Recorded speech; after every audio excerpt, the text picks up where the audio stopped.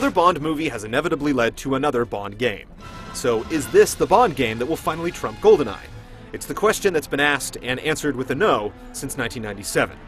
You get the same answer here, but Quantum of Solace does use the Call of Duty 4 engine.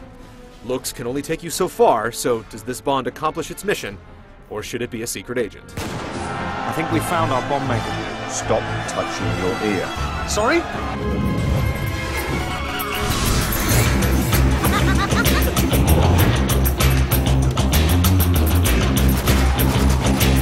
Without revealing too much about the plot, Bond is out to stop a terrorist organization known as Quantum from seizing control of Bolivia's water supply and dole out a bit of revenge for what happened to his lady friend at the end of Casino Royale.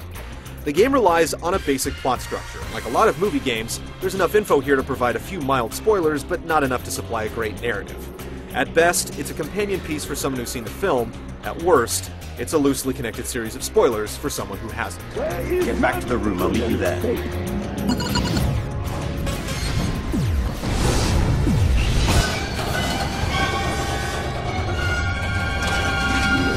Quantum is a first-person shooter that quickly becomes a third-person shooter thanks to the game's heavily integrated cover system.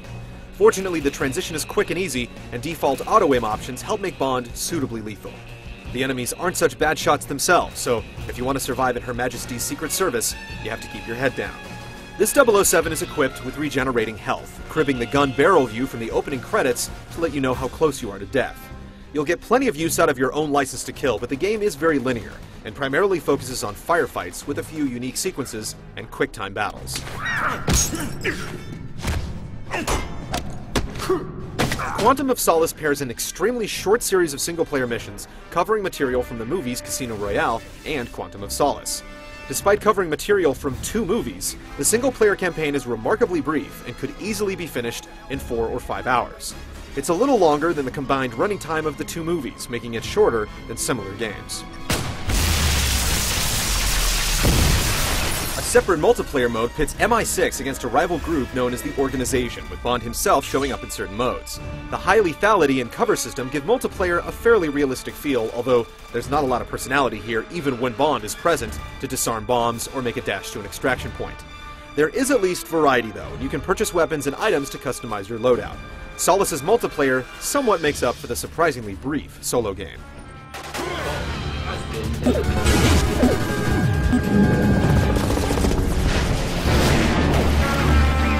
There are times when you'll want to charge in and peek down the iron sights Call of Duty style, but you won't last long. You'll need to move from cover to cover, peeking out to take out enemies and tossing the occasional flashbang. It's pretty easy, as the cover system works well without being too sticky, and the game helps your aim out a little by default, helping you switch targets and line up clean shots without taking away the feeling of control.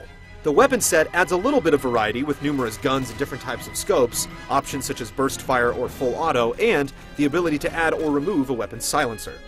The biggest omission is gadgetry. Bond almost always has some cool hardware, but it's completely absent in Quantum of Solace. The problem is that there's very little variation with the exception of some very basic stealth sections, which revolve around sneaking up on enemies who are conveniently facing the other way, or pushing a button to disarm a nearby camera. The game's QuickTime events are exactly what you'd expect. They're nice looking, but you feel detached from the action. Things get really dull with a digital lock-picking minigame, and the most memorable moments actually come from a flashback to Casino Royale. The construction site chase scene is exciting if you keep up your speed, and a section where you have to guide a poisoned Bond to his car is gimmicky but cool. Multiplayer matches rely on the same exact mechanics and weapons as single player. The Bond modes don't allow players to respawn, and they often end up being too long or too short. The team deathmatch and point control modes are classic and balanced, even if they're not very interesting or relevant to the Bond theme.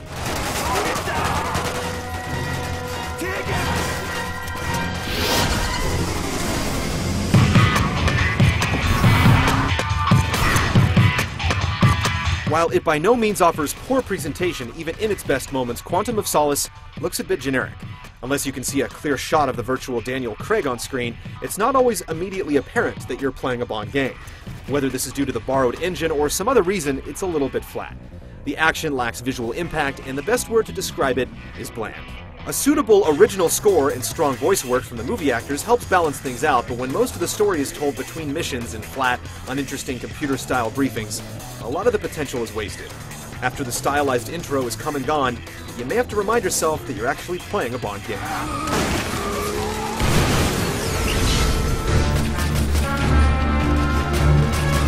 Quantum of Solace is a passable Bond game and an above-average action game, but it's seriously held back by a lack of style and originality. The substantial multiplayer component somewhat makes up for the short campaign, but its biggest crime is never making you feel like 007.